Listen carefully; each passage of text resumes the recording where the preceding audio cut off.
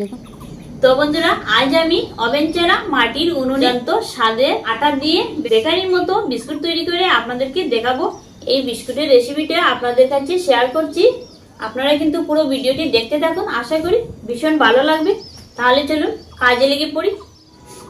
এই পাত্রের মধ্যে নিয়ে নিচ্ছি 200 গ্রাম আটা, তারপর দিচ্ছি 100 গ্রাম গুঁড়ো করে নেওয়া চিনি, 2 চামচ গুঁড়ো করে নেওয়া সুজি, হাফ কাপ গুঁড়ো দুধ, স্বাদ মতো নুন দিচ্ছি,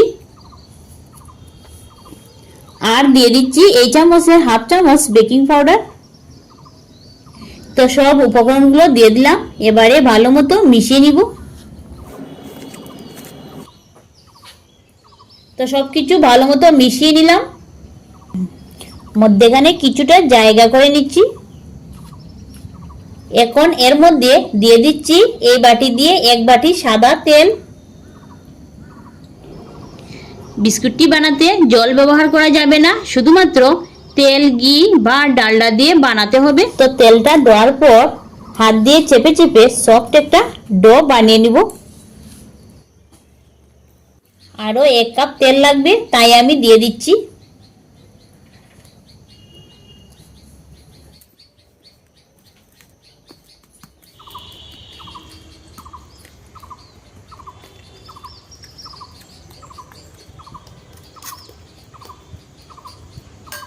তো দেখুন, ডোটা আমি বানিয়ে নিলাম, আর ঠিক এমনটাই হয়েছে।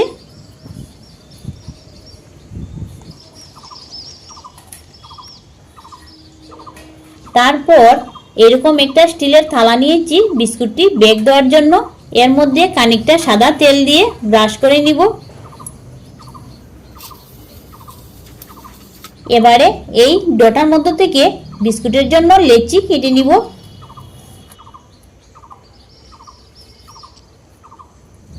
তো এইরকম সাইজের একটা লেচি আমি নিয়ে নিলাম। এবারে হাতের সাহায্যে চেপে চেপে এইরকম গোল করে নিতে হবে। গোল করে একটা বিস্কুটের ডিজাইন আমি দিয়ে দিলাম। এখন ওই তেল ব্রাশ করে নেওয়া থালার মধ্যে রেখে দিচ্ছি। সেম পদ্ধতিতে আমি আরেকটা বানিয়ে দেখিয়ে দিচ্ছি।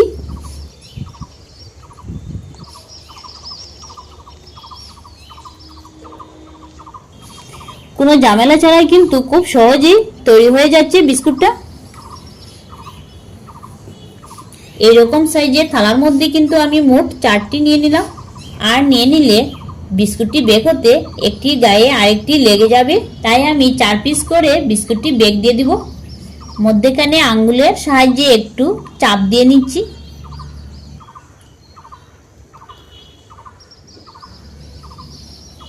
এর মধ্যে একটি একটি করে বাদাম দিয়ে দিব।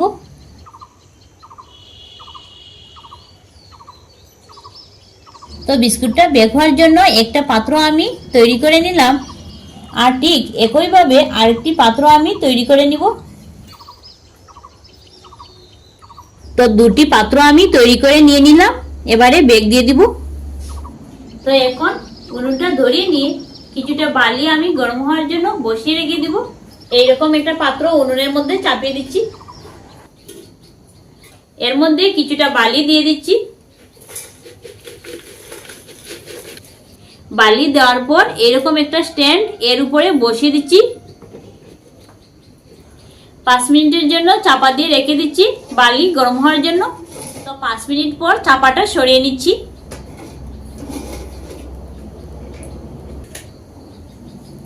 বেক হওয়ার জন্য বিস্কুটের পাত্রটি এর মধ্যে বসিয়ে দিচ্ছি, চাপা দিয়ে রেখে দিচ্ছি।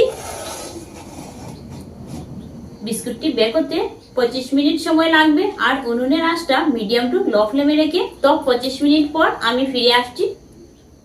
তো 25 মিনিট পর এখন আমি চাপাটা সরিয়ে নিব। দেখুন বিস্কুটটি কি সুন্দর হয়েছে, আর ফুলেও অনেকটা বড় হয়েছে। বিস্কুটের পাত্রটি নামিয়ে নিব।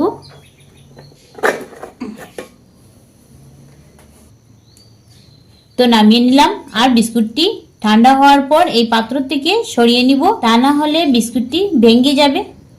আরেকটি বিস্কুটের পাত্র আমি বেক হওয়ার জন্য বসিয়ে দিচ্ছি।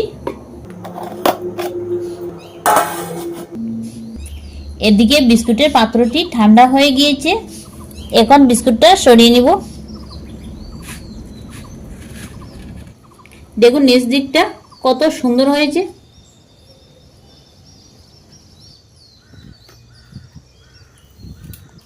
তো এইভাবে সবগুলো বিস্কুট আমি বেগ দিয়ে নামিয়ে নিব, তারপর ফিরে আসছি। তো বন্ধুরা, সবগুলো বিস্কুট আমি বেগ দিয়ে নামিয়ে নিয়েছি, আর দেখুন কত সুন্দর হয়েছে। তো একটা বিস্কুট ভেঙে আপনাদেরকে দেখিয়ে দিচ্ছি। দেখুন বন্ধুরা, বিস্কুটটা কতটুকু খাস্তা হয়েছে আর এত নরম হয়েছে, মুখে দিলেই মিশে যাবে।